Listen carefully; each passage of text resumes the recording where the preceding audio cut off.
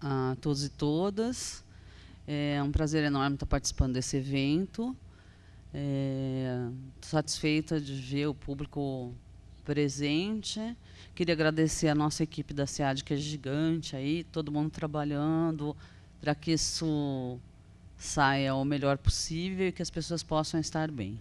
Então, queria agradecer porque esse trabalho que a gente tem está vivendo hoje em dia é um fruto de muita gente, de muito trabalho. E cada um de vocês tem um pedacinho aqui no que eu vou falar também. Eu fui convidada para fazer uma fala nessa mesa, né, que é Interseções e Fronteiras da Modalidade AD Presencial, Organização, Qualidade e Sustentabilidade. Então, como que eu me organizei para pensar um pouco nessa fala? Um pouco, pensei que talvez o objetivo nosso pudesse ser apresentar então essas informações sobre o papel da Secretaria de Educação à Distância, né, a SEAD, da UFSCar, e das suas coordenadorias. Nós somos divididos em 5 coordenadorias, vocês receberam aí dentro de um papel na bolsa, né? E organização, qualidade e sustentabilidade. E apontar possibilidades de interseções entre as ações da IAD presencial na UFSCar. E digo isso porque achei que seria um tópico interessante, dado que nós estamos num momento de transição na instituição. E nós fizemos eleição para a reitoria da universidade e nós tivemos a ocasião de estar nos diferentes campi da UFSCar, em Sorocaba, Araras e aqui em São Carlos. Ouvimos, e a IAD era um ponto sempre muito polêmico, né? E como eu era candidata à pró-reitoria de graduação e assumirei a pró-reitoria de graduação em novembro, pensei em organizar essa fala um pouco pensando nesta inter-relação, né, entre o que a gente faz na SEAD e a pró-reitoria de graduação. Vem complementar um pouco a fala que o Marcelo apontava, né, na fala dele, em função de se pensar um pouco os processos que a gente conseguiu construir historicamente aqui dentro da instituição um pouco, e como é que isso se dá pensando no processo de institucionalização da IAD na UFSCar. Então, um pouco da tonalidade da fala vai se apresentar como é que a gente conseguiu se organizar, né, e quais são as perspectivas nossas, então, aí para o futuro. Então, antes de haver a proposta da IAD da UAB, né, na UFSCar, nós já tínhamos, né, o portal dos professores, né, temos, né, os cursos de graduação no sistema UAB, cursos de extensão e aperfeiçoamento do MEC, que é Educação para as Relações Étnico-Raciais, Gênero e Diversidade, enfim, depois lá para frente eu falo, e as disciplinas do presencial que se utilizam da plataforma Moodle. Alguns docentes com experiência dos próprios cursos, né, advindas dos cursos que eles fazem para atuarem na modalidade AD, acabam entendendo que é uma possibilidade se usar a plataforma virtual para o ensino presencial também. Então, basicamente, assim, bem rapidinho, são essas ações assim que eu vou detalhar. Então, o AB então, foi um sistema criado pelo MEC em 2005, tinha o objetivo, né, de expandir e interiorizar ofertas de curso, ampliar acesso, estimular a criação de centros de formação permanente por meio dos polos de apoio presencial. Então, pensando isso daqui na linha do tempo da UFSCar, a gente tem, em 2005, então, primeiro o edital, né, SEAD-MEC, 2005. 2006, a UFSCar passa pelo Consul, então, uma resolução, com base no parecer do CEP, em 2006, e se decide, então, abrir os cursos de graduação. Então, em 2007, se faz primeiro vestibular, né, e em 2008, o segundo. Nós estamos atualmente no 6º vestibular, né? Então, se aprova a SEAD em 2008, Instala-se a SEAD em 2009, a Secretaria de Educação à Distância. Então, essa era uma questão que colocava o Marcelo, né? Se isso é feito dentro de uma secretaria apartada da instituição ou correlacionada, ou, enfim, com as relações estabelecidas com a instituição. Isso é uma coisa que eu esclareço um pouco mais adiante. E em 2009, então, se aprovou as normas acadêmicas na Prograde, né, no Conselho de Graduação. Então, passou-se a ter uma regulamentação para avaliação, para o funcionamento dos cursos de EAD na UFSCar, na Pró-Reitoria de Graduação. Em 2011, então, foram feitas a revisão das propostas pedagógicas, porque, claro, quando a gente assumiu, queríamos fazer os cursos de graduação, foi tudo muito rápido. Nós tínhamos que ter um know-how de conhecimento gigantesco, que nós, na verdade, acho que, hoje em dia, diria que nós somos aventureiros. Na época, a gente era otimista né, desejosos de que desse certo. Era uma aposta grande, né, que nós tínhamos. Hoje em dia, né, com tudo que a gente já passou e com todo o know-how que a gente já criou, a gente olha e fala, meu Deus, não teria feito assim. Mas acho que faz parte do processo. Sem também os aventureiros não se chega em outros continentes, né? E em 2012, então, né, tivemos o processo de colação de grau de 3 cursos, né, licenciatura em Pedagogia, bacharelado em Sistema de Informação e Tecnologia Sucroalcooleira, e as segundas turmas de licenciatura em Pedagogia, bacharelado em Sistema de Informação e Tecnologia Sucroalcooleira. E a primeira turma de Educação Musical, que ontem vocês tiveram a oportunidade de ver aí o ex-coordenador com o grupo tal tocando, muito lindo, inclusive. Como que se estruturou a SEAD na UFSCar? Sandra, eu esqueci de apertar o meu negocinho aqui. Então, tá bom. Então, vamos lá que eu vou mudar o tempo aqui. Tá bem. Só para não passar muito do tempo. Então, como é que a SEAD ficou estruturada aqui na UFSCar, né? Então, a SEAD é uma secretaria de apoio, né? É um órgão de apoio acadêmico vinculado à reitoria, que visa, na verdade, apoiar o desenvolvimento de ações da EAD na UFSCar, né? Garantir a qualidade educacional do material didático desses cursos na modalidade EAD. Então, você tem a reitoria, na instância acima da reitoria é o Conselho Universitário, abaixo dela são as pró-reitorias e as secretarias. A SEAD é uma dessas secretarias. É a Secretaria de Educação à Distância, cuja função é apoiar as ações de EAD na UFSCar. Então, ela tem o status de pró-reitoria, mas é uma secretaria porque ela tem a finalidade de apoio, né? E ela, na verdade, ela funciona em conjunto com a Pró-Reitoria de Graduação e a Pró-Reitoria de Extensão. Claro que certamente tem lá suas influências também na de pesquisa, porque nossos alunos da EAD também têm iniciação científica, enfim, né? Uma vez instalada a Secretaria-Geral de Educação à Distância, algumas coordenadorias, de fato, elas já existiam, assim, até por uma questão estrutural, né? Porque você tinha que ter alguém que visse as finanças, enfim. Hoje em dia, a gente está estruturado desta maneira. Nós temos uma coordenadoria de processo de ensino-aprendizagem, uma coordenadoria de inovação e tecnologias educacionais. Acertei, Joyce? Não estou lendo lá.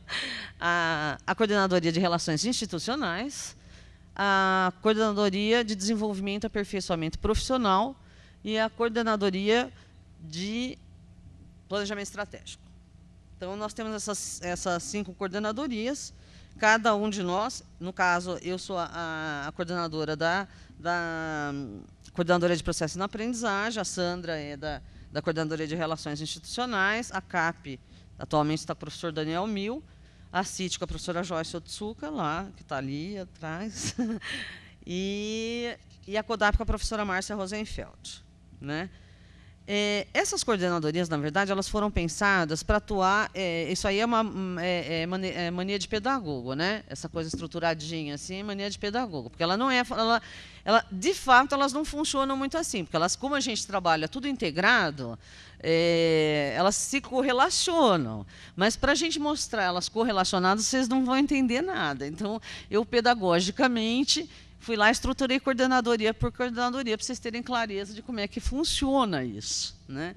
Então, a COPEA, a função né, estão lotados na COPEA, os nossos servidores são pedagogos, né? São servidores da UFSCar,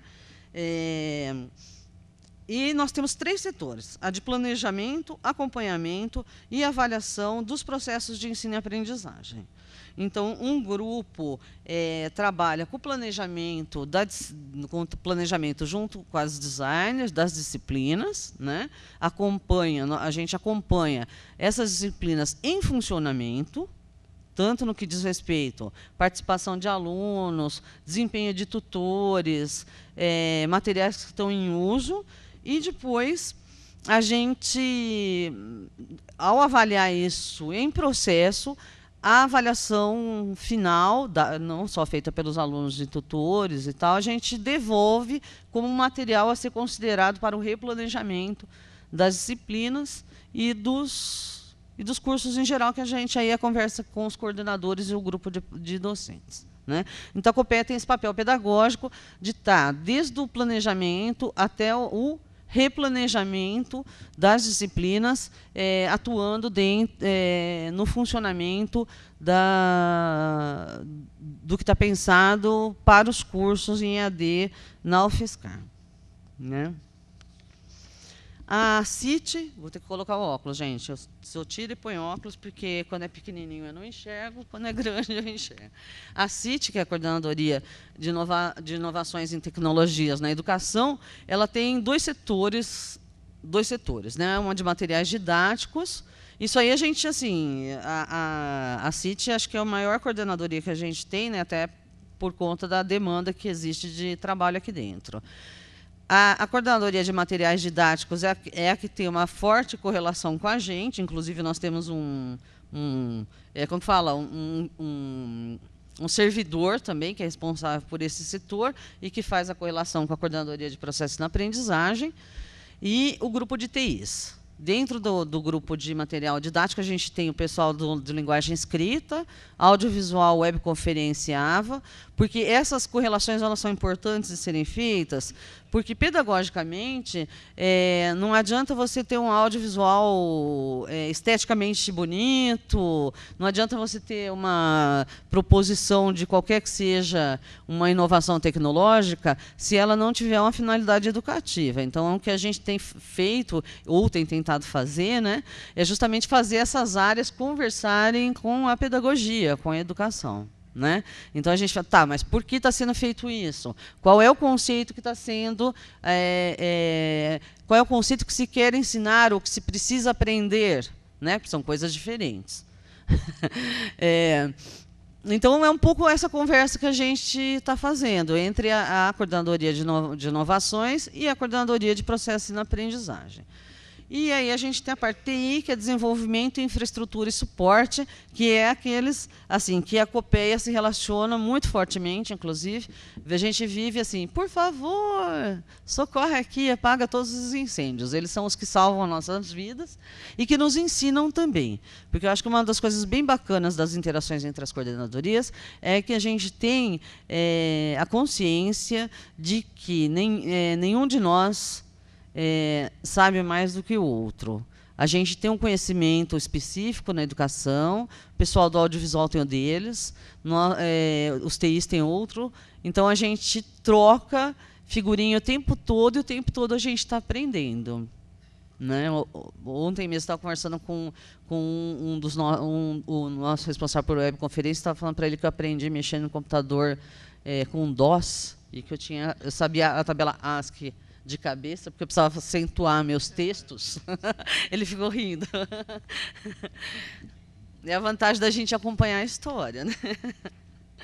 Aí a gente tem uma coordenadoria que também funciona diretamente com a nossa, né, que é a Coordenadoria de Desenvolvimento e Aperfeiçoamento Profissional, que faz formação inicial e continuada para atuação em EAD, que é direcionada para docentes, tutores, equipes de polos de apoio presencial, equipes de apoio multidisciplinar e a comunidade da UFSCar. No momento, a gente já está atendendo uma demanda de professores do presencial, que vem pedindo, né, a formação. Antigamente, acho que eles mais queriam ver a gente longe. Hoje em dia, eles estão querendo se aproximar e conhecer, e saber, e estão participante. Enfim, está um movimento que a gente está entendendo muito interessante.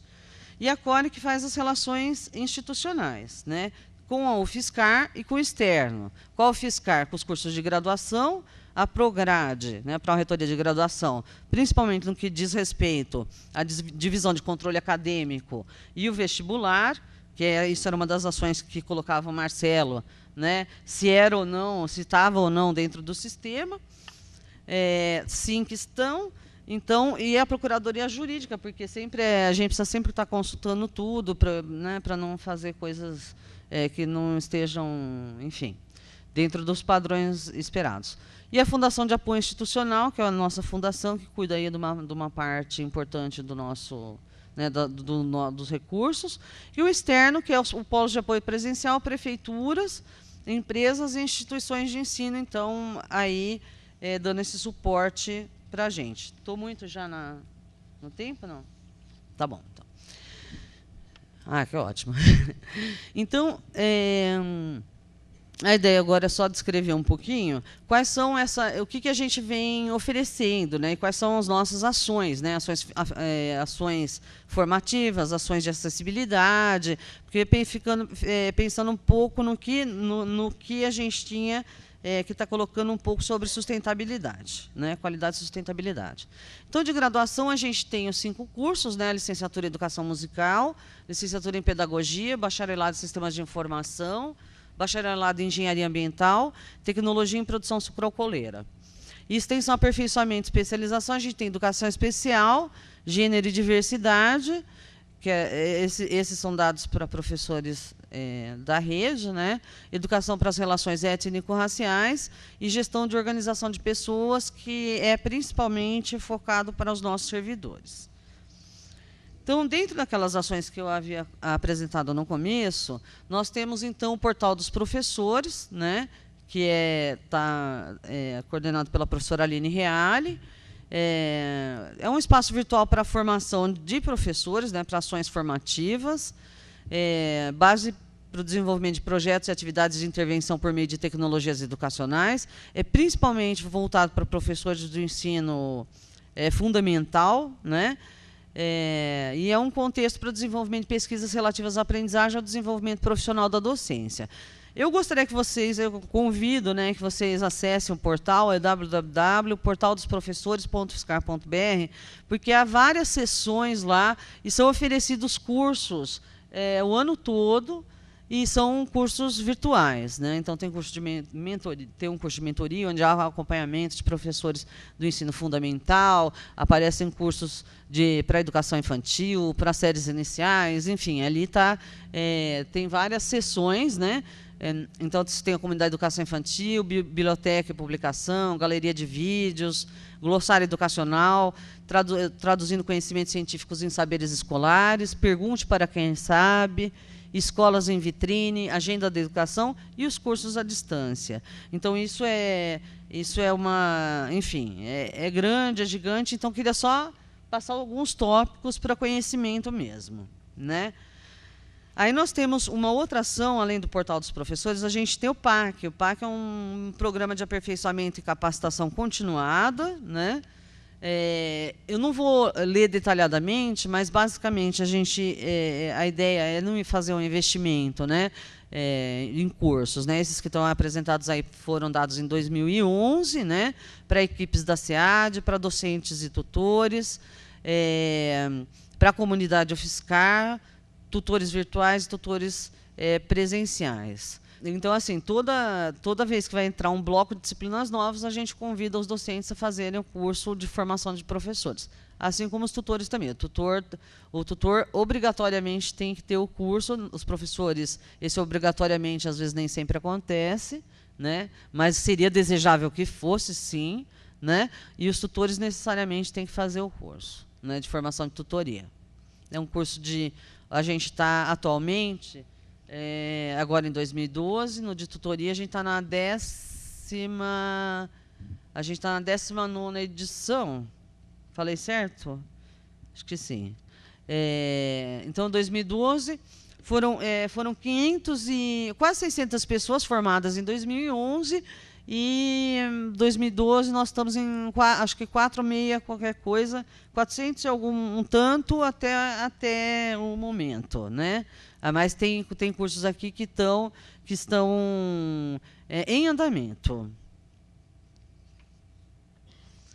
Agora, tem algumas ações para acessibilidade. Então, tem o projeto Mídias Assistivas, apoio ao processo de ensino-aprendizagem e busca de apoio e trabalho colaborativo com instâncias dentro e fora da UFSCar, o Incluir, Laboratório de Educação Especial, promover espaço Braille, associações e instituições, Dorina Nauil, Instituto Padre Chico, enfim. A gente teve uma demanda, até em função de um aluno do sistema de informação. Então, a gente teve que repensar tudo, a forma como a gente vinha fazendo EAD, porque um aluno que entrou no vestibular era deficiente visual, e a gente teve que, então, falar, bom, então agora nós temos esse desafio. Então, foi um pouco pensando nisso, que essas ações de acessibilidade, né, a gente já tinha essa preocupação com Libras, né, e a gente passou, então, a olhar um pouco essa questão dos materiais impressos e audiovisuais, adequação do ambiente virtual, acessibilidade e usabilidade, validação desses materiais didáticos pela qualidade de acessibilidade para deficiente visual e auditivo, promoção de ações para sensibilização de professores, alunos de tutores e equipe de apoio para a ação com esses alunos, né? Orientação ao planejamento pedagógico e à tutoria para os deficientes visuais e auditivos, e aí essas outras instâncias aí que são fora da UFSCar, né? Para essas ações de acessibilidade, a gente precisou montar uma equipe multidisciplinar com a participação das coordenadorias, né? Então, a coordenadoria de processo na aprendizagem, a de formação de professores, a de inovações e a de relações institucionais. Então, tem membros de todas as coordenadorias. E está em funcionamento, né? A gente tem o nosso aluno Alan, né, que tem ajudado aí bastante, sempre dando a tonalidade do que não está sendo compreensível, né? Aí, voltando um pouquinho mais para a extensão e pesquisa, a gente tem o Laboratório de Objetos de Aprendizagem, o LOA, né, que é coordenado pela professora Joyce. Foi um programa de extensão, né, financiado pelo PROEXT, MEC-SISU, né, cujo foco é o desenvolvimento de objetos de aprendizagem interativos, né, entendendo o objeto de aprendizagem como um recurso digital que ele pode ser reutilizado para facilitar a aprendizagem. Então, era importante a gente colocar o reutilizado, porque isso é um desafio nosso que a gente vem pensando como política da instituição mesmo, né? Então, a gente tem um foco em integração entre extensão, pesquisa e ensino. A extensão, pensando no LOA, no caso, né?